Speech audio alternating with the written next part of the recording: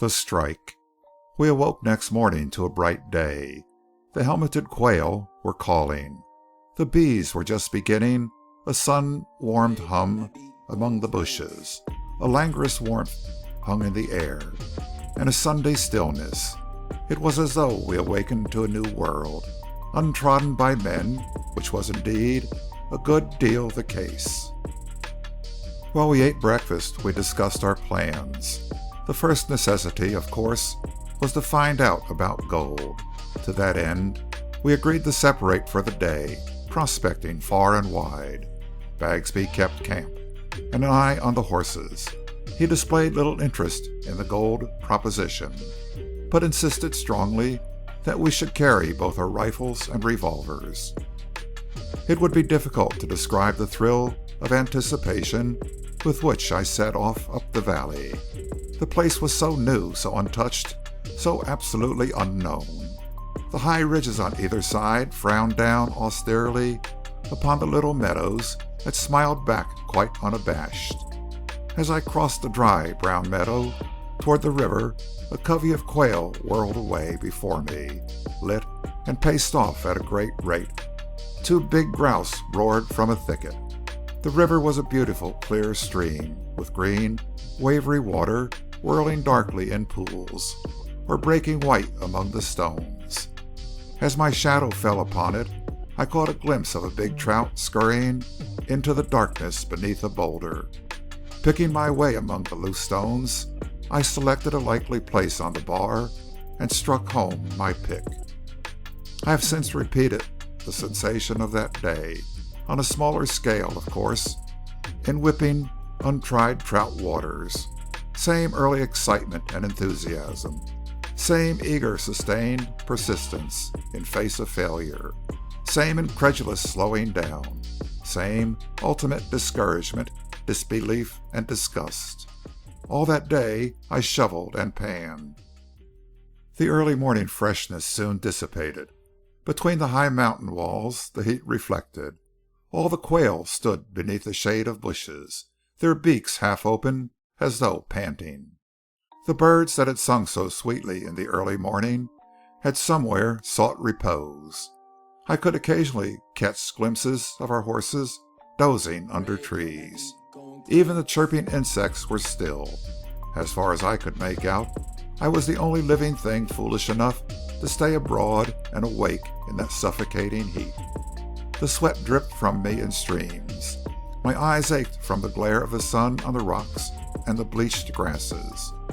Toward the close of the afternoon, I confessed sneakily to myself that I was just a little glad I had found no gold, and that I hoped the others had been equally unfortunate.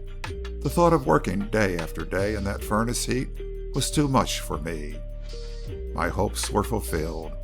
All came in that night tired, hot, dirty, and discouraged. Not one of the 8 of us had raised a sign of color. "Well," said Bagsby philosophically, "that's all right. We've just got to go higher. Tomorrow we'll move upstream." Accordingly, next day we turned at right angles to our former route and followed up the bed of the canyon 10 or 12 miles toward the distant main ranges.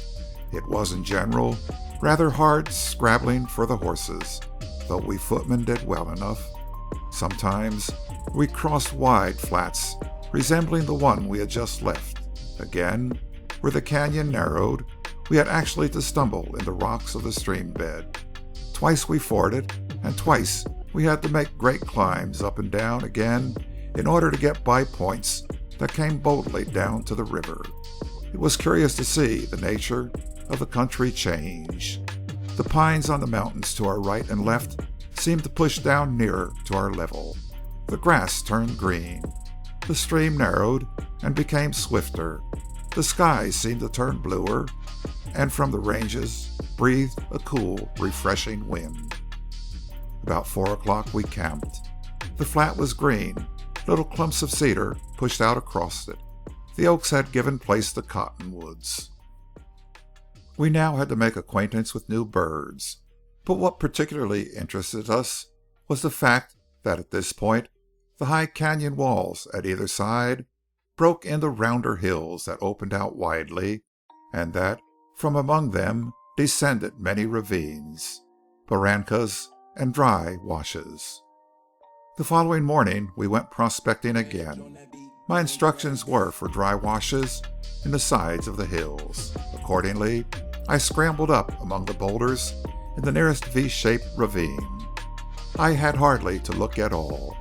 Behind a large boulder lay a little cup-like depression of stones in which evidently had stood a recently evaporated pool of water, and which in consequence was free from the usual dusty rubble. In the interstices between the stones, my eye caught a dull glitter.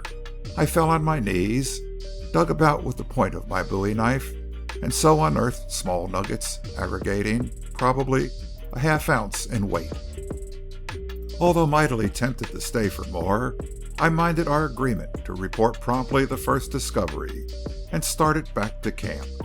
Why I did not come ahead her in that fearful boulder-strewn wash I cannot tell you. Certainly, I took no care of my going, but leaped recklessly from rock to rock like a goat. When I reached the flat, I ran, whooping like an Indian. From the river I could see Johnny and Buck Barry running too, and had sense enough to laugh as it occurred to me they must think us attacked by Indians.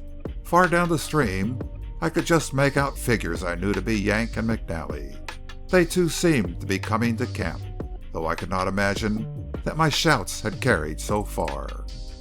I burst in on Bagsby, who was smoking his pipe and leisurely washing the breakfast dishes, with a whoop, lifted him bodily by the shoulders, whirled him around in a clumsy dance.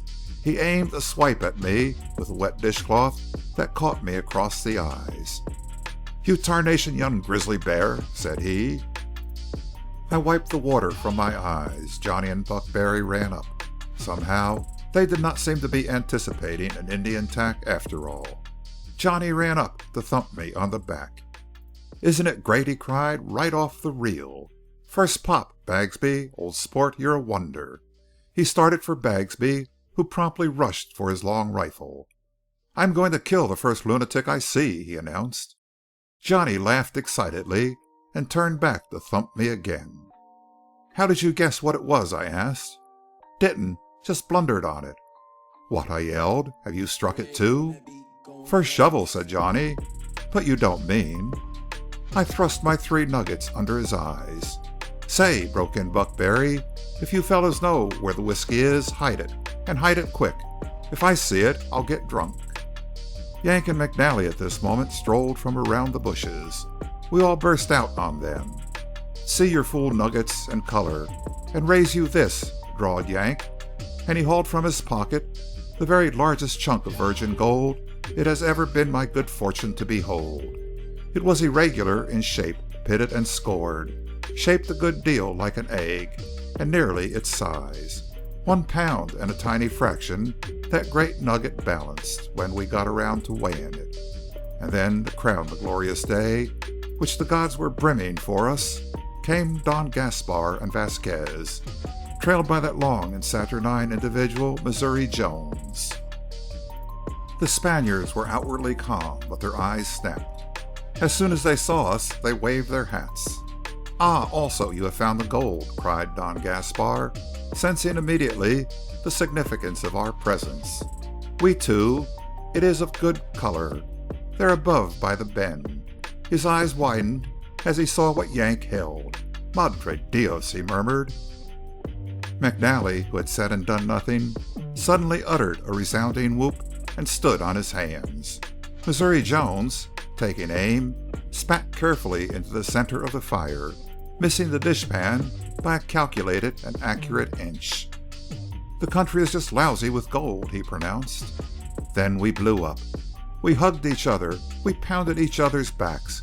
We emulated McNally's wild Irish whoops. Finally, we joined hands and danced around and around the remains of the fire, kicking up our heels absurdly.